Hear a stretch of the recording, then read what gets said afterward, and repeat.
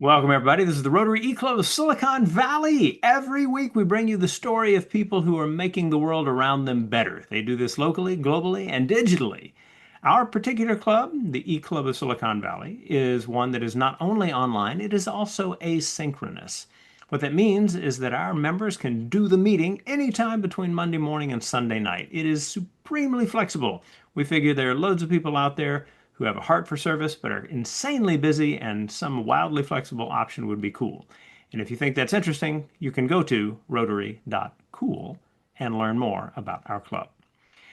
We take an interest in these stories that will inspire you to think in different ways about your community, about those who might have added challenges, about those who are seeking ways to give back in all sorts of kind of cool opportunities, and that our focus on education, entrepreneurship, and innovation allows for a lot of latitude in finding really, really interesting ways that people are making a difference. And one of those ways I ran across in a story just recently about the Kelsey. You're going to hear from the founder, or one of the founders, Micaela Connery. She's going to tell you a little bit about its history, and then we're going to start into a conversation about what's happening there and what it means in a place like California to have a housing option like this. As always, if you want to read the full bio, you are welcome to do so. Just pause this recording wherever you found it, our club page, our YouTube page, or our podcast pages, and just give it a full read and then come right back to hear what our speaker has to say. With that, Micaela, welcome to the Rotary E-Club of Silicon Valley. Start us off by telling a little bit about the history of the Kelsey and what it is. Awesome. Well, thank you so much for having me. And always excited to share about our work, both here in Silicon Valley and across the country, to advance disability forward housing solutions. The Kelsey is a national organization working at the intersection of affordability, accessibility, and inclusivity to create a disability forward housing future that we believe doing so really just opens the door to better homes and opportunities and experiences for all people.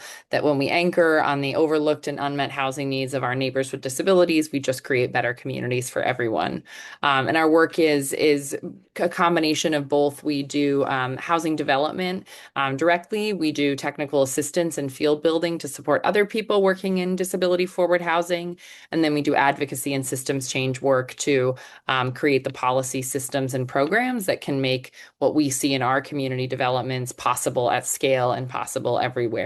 And we focus a lot on incredibly beautiful buildings like the one that you can see there, the Kelsey Civic Center in San Francisco or the Kelsey Air Station in San Jose. But that ultimately our work is really about the people and the residents that we serve and the community of people with and without disabilities who eventually call the Kelsey home or call the communities that we support home in their daily lives. We look at our impact really across three key areas: how we build housing, how we advance the field, and how we change policies. So both housing that we create, housing that we assist others to create, or housing that we enable through our advocacy work, and to date have impacted, over 22,000 homes through our work. And then we look at field building. That the Kelsey, I co-founded this organization with my cousin Kelsey, who was a person who lived with multiple significant disabilities. And this work started with the two of us and now is co-led by a team of people with and without disabilities across the country.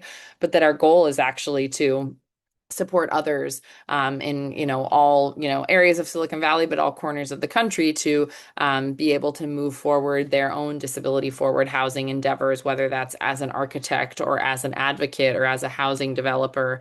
And so we invest a lot in supporting other organizations and other individuals to do the work that we do at the Kelsey. It's a really interesting part, and maybe we can chat more about this, is like being in a place like Silicon Valley where intellectual property is like sort of such a sacred and protected thing that many organizations have. We're sort of the opposite, where we're like, success for us is, really open sourcing everything that we do and seeing as many people, can copy us and duplicate us, and in some cases even take credit for work. That's actually success for us, is the more we can get this in the water and have people doing this work when they feel like it's their own and way beyond any single organization or single founder. founder. And then we, recognize that as we do these developments, and I think this feedback loop that we often say between building communities and changing systems, that's where the policy work comes in, which is to say we are able to bring real teeth and on the ground expertise to our advocacy work because we see as developers that, hey, this financing tool was a make or break for us as we developed the Kelsey Air Station in San Jose. This should be available in every state everywhere. Or, hey, this should be reformed in this way to make it easier for developers to use. And we don't come up with our policy advocacy priorities sort of in a vacuum. We come up with them as we're doing this work in real time and seeing what are the policy changes, the financing tools, the funding infrastructure, the regulatory issues that are needed to support disability forward housing more broadly, and connecting our development work to moving those policies across, whether here in the Bay or as we talked about, we've impacted 11 in cities and states so far. And then, we can talk more about it, but we all of our work is supported by a blend of philanthropic, private, and public contributions. And so to date, we've unlocked almost $200 million for disability forward housing since our founding in 2018. So a pretty exciting track record, and all really through the vision that for so long, people with disabilities have been, really relegated to low quality housing or stuck at home with family members when they're ready to move out independently, or segregated off into institutional or hospital or other congregate settings. And that's been the reality, despite having very clear and mandated rights of disabled people to live in the community of their choice. And so the Kelsey often says that our work is in the effort of turning that from a right to a reality. And we've seen that in the 2 housing communities that we have open and operating now, and the thousands of other homes and advocates that we've supported in the work. Well, I love that you're expanding the options for people for whom it is just more difficult to find traditional housing. So let's kind of start with that space. When you think about the kinds of barriers that people tend to face, if you are someone who is in a wheelchair or might have a learning difference or something like this, that represents kind of that added challenge. What are the kinds of things that they normally encounter when they're looking at apartment options and things like that? Yeah, I think that it was interesting when I first started this work. I came to it, like I said, as a family member of someone with disabilities, and had also worked in the education space for young people with disabilities. And so there was just a lot of discussion around disability housing and like it being needed. But disability housing is such a big and frankly all-encompassing word in some ways when we even think of our own housing. How, like, what does that actually mean? And so I spent sort of the first couple of years, even before I started the Kelsey, really deep diving onto what do we mean when we say disability forward housing, or disability housing. Disability forward housing is a term that the Kelsey has sort of adopted since then. But and that started with, to your point, the real barriers that existed out there. And when I had conversations with folks and studied the existing models out there, and this is reinforced by the work that our team is doing now, is what we found is when people were talking about what was needed around housing for people with disabilities, what they actually were often talking about is either one of these 3 things or a combination of all of them, which is, first, it was an issue of affordability, that disabled people were disproportionately low and extremely low income, and therefore priced out of most housing. And especially as housing becomes more and more expensive and more folks are priced out, disabled people were particularly squeezed. And so at some level, we were talking about an affordability gap, that for whether disabled people who were on SSI as their sole source of income, of which millions of Americans are, or disabled people who work in who are working disabled folks who have, minimum wage or part-time work that just couldn't afford housing, or even full-time work that couldn't afford housing, that there was an affordability gap. And that was really a financing piece. And that kind of parallels our broader housing affordability gap in this region and across the country. Though I would note, for people with disabilities who are on SSI, which is the sole source of income for a lot of folks who are permanently disabled, they can't afford housing in any US market. And in California would have to pay like 230, I don't know what the current number is, but it's around there, 230% of their income to afford an efficiency apartment in California. So the first gap was really the affordability and the pricing. And then the second thing came and around accessibility, which was, okay, well, let's say I can't even afford housing. Then folks would say, but what I can afford or what I find out in the market doesn't meet my physical design needs. Either it's located in a place that isn't near where I need to be near or near transit that I need to have, or my service providers, or even my families and my support system, or it's designed in a way that I can't physically access or thrive in the building. So it doesn't have an elevator, or it doesn't have a space in my building for my supportive service staff, or it doesn't have modifications in my unit for my mobility needs, or it doesn't have the sensory support for me being low vision or hard of hearing, et cetera. And so the second gap was really around accessibility, which we look at affordability as a financing need. Accessibility was really about the built environment.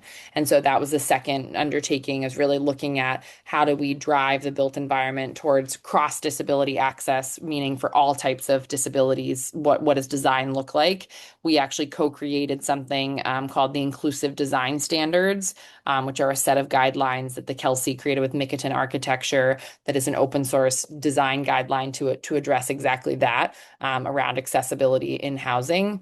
And then the third piece that comes up around the real gap and the need for new programming then is a category we call inclusivity, which is really about how the buildings are operated. And that goes both to um, kind of three different areas. One, the level of segregation, or in our case, not inclusion, of people with disabilities. And so making sure that the options, often people, they could find something they could afford, they could find something accessible. And those only options that met those two things were where they were segregated off from everybody else, and only with other people with disabilities and options super limited. And so inclusivity to us is both an integrated community of people with and without disabilities. Inclusivity also means that is connected to and supportive of whatever services that person might use. So folks using an hour of care a week or 24 hours of care a day, that their housing should allow them to bring in and access those services where they live. And then the third inclusivity piece is really about the culture and the belonging of a community, with a culture of connection and value and interdependence, where people with and without disabilities can really be connected and supported and find a sense of belonging. And so combining all those together, we, finance places to be mixed income affordable, we design them to be cross disability accessible, and then we operate them to be inclusive and interdependent. Well, there's so many things I want to Yeah. dive into, with that. Let's start with just some of the things around costs. Claire asks about the kinds of costs that may be a function of certain kinds of regulations that happen in different spaces. Um, is it the case that there are lessened regulations for disability forward housing that come as a result of some kind of organized collaboration with the local municipality or anything like that? So currently, there are some like land use and zoning provisions in different states that support density and bigger housing, and streamlining of housing that just helps like build more housing, period. And those provisions often also can help accessibility. So being able to build being able to, we some of the California state laws that allow ministerial approval of multifamily housing, which allows people to build, larger communities, and or gentle density communities where previously they might have only be able to have a single family home or a very small development. It is inherently the case that newer and larger developments are just easier to include accessibility features where they previously weren't included. But that doesn't necessarily mean that the zoning was made to incentivize accessibility. It's just that pro housing zoning inherently supports newer housing and more dense housing, and newer housing and more dense housing is easier to have better accessibility in. So they are connected but not explicit around accessibility. I think we are, though, and we have had conversations with municipalities around exactly this question of what would it look like to put in density bonuses or other incentives for people who go into enhanced accessibility. So we've like particularly put a policy forward to a few municipalities of what if you created a density bonus where if people said they were going to commit to including an elevator and having increased mobility in their hallway space and other things that would support enhanced mobility, accessibility, that they would get, benefits around total height or FAR or ability to build a larger building because they're committing to those features. We have not had somebody adopt that to date, but that is something that we're actively, thinking about and pushing folks on. Well, I mean, it makes sense at a level that you can expect certain folks to carry that torch as once they properly understand it and have a connection that makes them feel that that is something to put forward. Yeah. And the second part of Claire's question sort of around like what I would interpret as an economies of scale question, I do think is a worthwhile one, which is like by having like, grouped housing at some level, do you create economies where it reduces a cost? And I'd say one, we're always very cautious around talking about, that in terms of like sometimes when you look at reduced costs by building higher scale, how you're achieving the cost reductions is because you're taking away people's choice and sort of serving them like in a more uniform way versus giving people individual autonomy. So that's not the direction we want to go. But I do think there is an inherent point that having scale allows you to do things when you're serving, at the Kelsey where we have, in San Jose, we have an 115 home community of which, 25% of our homes are reserved for people with disabilities and another 10 to 15% of our homes have people with disabilities in them, even though we're not reserved. Because of the scale of that community, we can afford to provide dedicated on-site staff members that are inclusion concierge that, we couldn't provide those staff members to four people living in a place, or we can justify having accessible equipment in our gym because we know that there's enough people that are going to utilize that equipment, or we can afford to bring in different service programs because we're going to have more people take advantage of those programs. So I think it is like it was something I studied before I started this work. I published a paper for it's still available if you're really interested in geeking out on this issue, for the Joint Center for Housing Studies at Harvard on housing models for disabilities. And I did actually go and visit a large state-run institution, of which we are not at all trying to recreate institutions in any way, shape, or form, except the one thing that I left an institution thinking about was this economies of scale question, that institutions could offer certain specialized things in a collective setting that, scattered those individuals would never have access to. And so how can we sort of replicate that at some level? That's what we say about, that's frankly what being disability forward is. How can we replicate that disability forwardness of the institutions without having any of the negative parts of the institution, which are, taking away choice and autonomy, segregation, often abuse and other things too. But there is that one piece of being able to be disability forward and doing that at scale in a way that in an integrated multifamily community you can do, because you've had that higher number of folks, but you're serving them still in an integrated setting, still supporting their choice and individualization, and allowing people to not be segregated in order to receive those opportunities. So one of the things that comes up as a function of that is the recognition that there are a range of options. When you say that, there's almost 22,000 homes that have been a part of the network in some way, shape, or form, right? I'm guessing there is this range. What I'd like for you to do is to first describe the Kelsey, like the Kelsey itself here. To real so people have this very clear sense of like what is this space and how does it work like really well for its residents. And then talk about the range. My half brother is in the Arkadelphia Human Development Center in Arkansas. Shout out to the HDC there, and thrives, and it's awesome. And my brother's awesome, and there you go. Mhm. But just understanding how that becomes part of the thinking when it comes to like, okay, we want people who have challenges in some way to have options. And those options need to fit a range. And the range, it sounds like the Kelsey is doing quite the job of making sure that there is a range for people. Yeah. So first, and sort of like, giving you a virtual or a tour of the Kelsey Air Station. I'll talk. That was our first community that opened in San Jose, in the capital of Silicon Valley, as they like to say. So the Kelsey Air Station, I alluded to this, is an 115 home community. It is a mixed income community, meaning it ranges from people who earn all affordable housing is structured by AMI, area median income.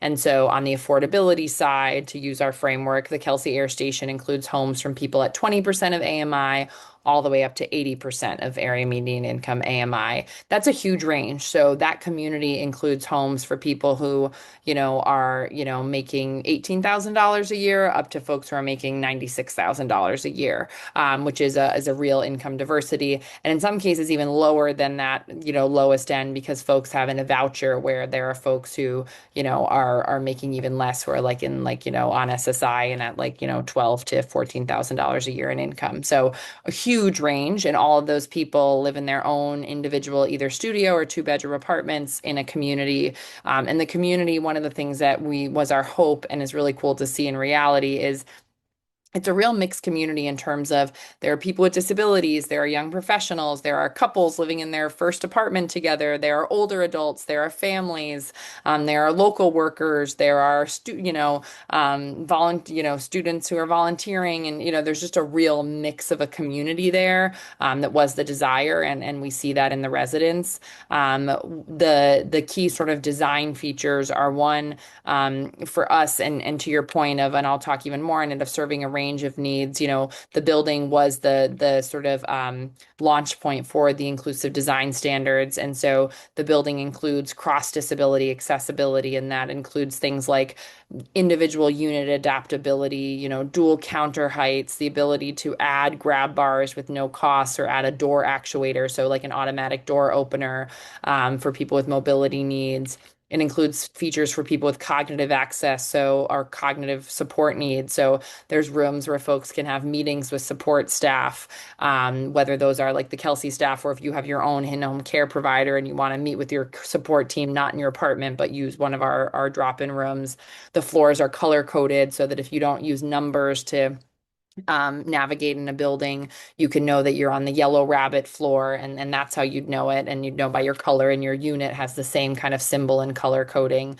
There's tactile wayfinding, both for cognitive access as well for people who are low vision. There's acoustic features in the common areas and elsewhere to help people orient in the building and have low sensory or different acoustics to help them know where they are. There's a mix of, some indoor and outdoor spaces, so people have access to, natural light and outdoor seating, and an intentional selection of materials for healthy and, low VOC and healthy materials, for people with sensory and health sensitivities.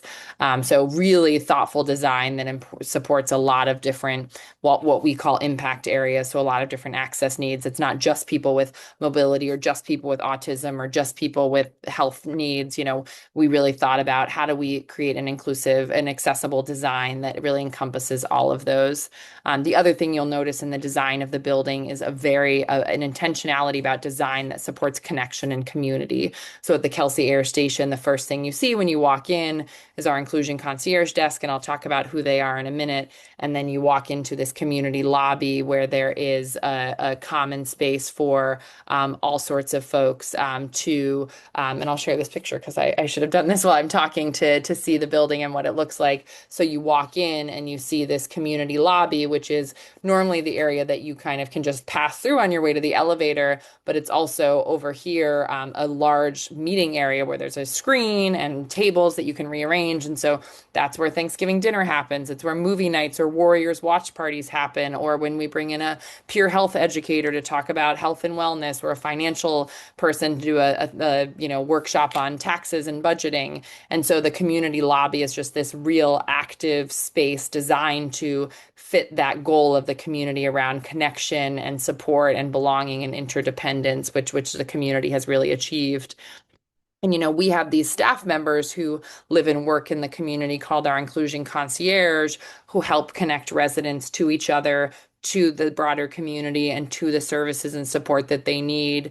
And they operate, throughout the day and evenings to support our residents in a myriad of ways, and do everything from supporting a resident who's behind on rent, figuring out how they can get new supports to that, helping a resident find a new service provider, helping a resident find a volunteer opportunity in the community, helping a resident deal with a crisis that they're working through, helping a resident work through a medical challenge, helping a resident, deal with a social, emotional, and relationship type thing. So they're really step food security, all of these things. And they do a lot of those direct supports. The other thing that I think is so incredible about the Kelsey is that, to my point of the diversity of the residents who live there, one of our goals when we built the Kelsey was this interdependent community where residents really knew each other and looked out for each other, and built community around connection and belonging across people of incomes and with and without disabilities. But that was sort of a bet. Like, we can't make people build community. We can hopefully set the foundation that makes that really possible. And it's incredible to see, like, almost 2 years into running this community, we've seen that to be the reality where our residents know each other. We have videos on our website of resident stories, and residents, know their neighbors. They speak about the fact that one of the things they like about this community is that visibility and connection. When I'm on site doing different things, and when I like leave at 4 or 5 at the end of the day, there are folks who are all at the end of the day. It's always all of a sudden gathering where residents just naturally come to the lobby, and they're watching a game or doing puzzles or just chatting or catching up, or kids doing homework downstairs. Like, it's this real connected, strong community of people who know and value each other, which was again the bet and the hope, but is really really cool to see that in reality. The other thing I'll point out, just as it relates to the different options that I think you're spot on, is giving people housing that supports, a diversity of access needs or support needs. Is, you know, I'll note that at the Kelsey, among our residents with disabilities, it is the case that we have some residents who have, minimal support needs with disabilities, who might have somebody come in for an hour a week to help them with, planning and executive functioning and shopping or budgeting. And then we have other residents who live or have 24-hour caregivers supporting them, who have really high support needs, sometimes significant medical needs or behavioral needs, or needs communication support. And they all can live in community-based housing. And so I think that's the real, historically, we've had in disability so much conflation of housing and services, where we have sort of said that you can only live in this type of housing if you have this level of support need, and certain disabilities live in this type of housing, and we've really segregated it out, and also really undermined people's choice about where they could live based on the level of support need that they required. Our co-founder, my cousin Kelsey, was a person with significant support needs who used 24-hour care. And so it's been really important for us at the Kelsey to build housing that is fully inclusive and fully community based, and that doesn't undermine or take away that opportunity from people with high support needs. And I think we've seen that in our buildings. And I think from a policy perspective, that's a change that we can and continue to talk about, of how do we support community-based housing for folks who are across the spectrum of needs. And it's totally possible. It's just a choice of ensuring that you include that community. And it's also something around structural too. It's like having 2-bedroom units is really critical, because that allows folks to live in a unit where they have 24-hour care living in the other bedroom. Having the on-site inclusion concierge allows for that service backstop and service connection for folks with higher needs. Having, a state that has a supportive service infrastructure where people can, afford, and there's not a long wait list to get home and community-based services that they can bring into their home and utilize when they live in a housing community like the Kelsey. So there's some structural pieces that allow this to happen too, but it's also a values piece of deciding that this housing is possible for people of all types of disabilities, not just one. So the idea of linking values and community is one that for me speaks to this huge advantage that the Kelsey offers. I mean, there's all kinds of people who live in spaces where they feel no particular community to the people in these single family homes next to them, or in the apartments, along the hall, or whatever it might be. And it seems like one of the pieces of the model the Kelsey has is building the kind of community that represents an advantage over any competing housing option. Do you want to speak a little bit more to that as we kind of wind down the recording time that we have? Yeah, I think it's such an interesting and important reminder about like housing and community, and that word community of communal is like it used to be the case, in so many different structures that where we lived was inherently connected to other people. And I think like, I just finished reading a Jerry Garcia bio that was about like the counterculture in the Bay Area, and like so much of people like who moved to the Bay and like the 60s and 70s were moving into communal communities. Like that was the idea, communes and hippie houses and all of these things where people like by design wanted to live together, wanted to share, wanted to connect, wanted to, lean into one another for different times, wanted to have that feeling of connectivity and shared values. The same goes from our cities, that like New York City was like a place of boarding houses. People like moved into these, shared settings. There's just, and I, neighbor, could go on and on and on. And so I do think that the Kelsey is representing what is a return to this idea that we don't, all need to live in our, teeny tiny boxes where we don't interact with anybody around us, but that people desire with and without disabilities to live in a place where they're seen, where they're connected, where there's an underlying spirit of interdependence and, mutual concern and belonging. And so that's something that when we did our early focus groups, we heard from our, target residents with disabilities that that was something that they needed at some level. And from everybody, anybody can think about that's just something that we want. And so, returning to that idea of more communal, more connected, more interdependence is just, we can learn. I often, one of my favorite advocates, she passed away in the last year, Alice Wong, used to talk about the ways that disabled people were oracles and sages, that they sort of predict and understand things, faster and beyond what the rest of us do. And I think this idea of interdependence and connected community, there's nowhere that that's more true, that disabled people can show us and lead the way on what real, true living in community looks like and means for everybody. Well, love thy neighbor fits for sure. I think what we will do is we will wind down the recording. Michaela, I will pass it back to you in just a minute. But for all of you who have taken time to watch this video or listen to this podcast, we thank you for taking that moment to listen for a story that might inspire you. We hope you will share the links with others who might be out there wanting to figure out how they can be a part of a better community themselves, how they can be part of improving communities. That opportunity that we all have to make the world better for others is something that we can get joy and meaning out of. And that's something that we believe strongly as a part of the Rotary E Club of Silicon Valley.